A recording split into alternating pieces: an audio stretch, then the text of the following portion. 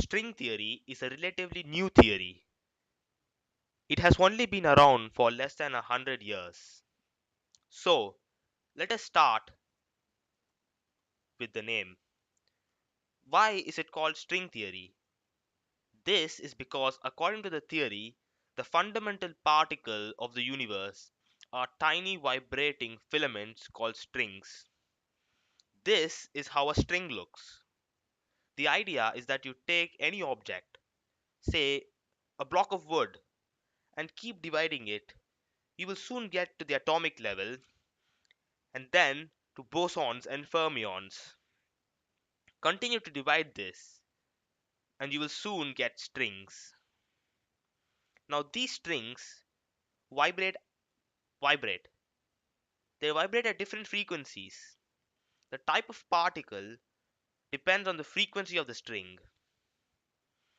This string vibrates at a different frequency from this string and so makes a different particle from this string. Maybe a string which vibrates at this frequency makes a boson, and a string which vibrates at this frequency makes a fermion. That is the basic idea of string theory.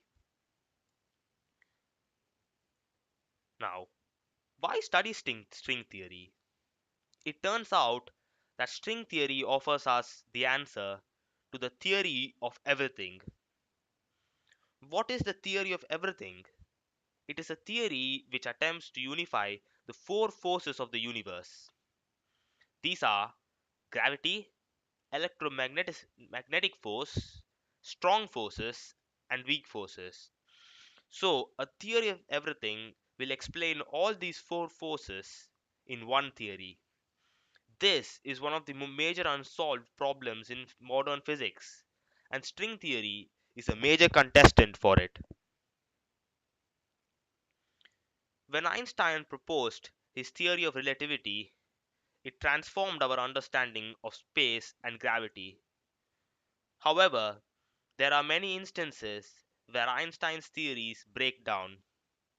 This includes the center of a black hole and the time before the Big Bang. Two of the most interesting things in physics cannot be explained by what we already know. This is where string theory comes in. It takes us before the Big Bang.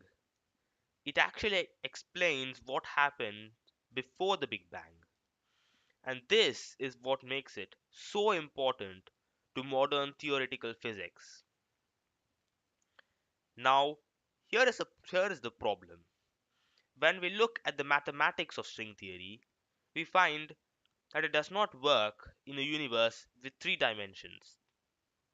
It only works in a universe with 11 dimensions. Now that raises the question, how can 11 dimensions exist? We are all aware of 3 dimensions. We can see a zero-dimensional point, a one-dimensional line, a two-dimensional square, and a three-dimensional cube. Albert Einstein proposed the existence of a fourth dimension called space-time. But how can there be 7 more dimensions if we cannot see them? To explain the concept of multiple dimensions, let us conduct a small observation. If multiple dimensions do exist, why can't we see these extra dimensions? The idea is that these extra dimensions are so small, and this is why we cannot see them. Now, I want to demonstrate this idea in my garden.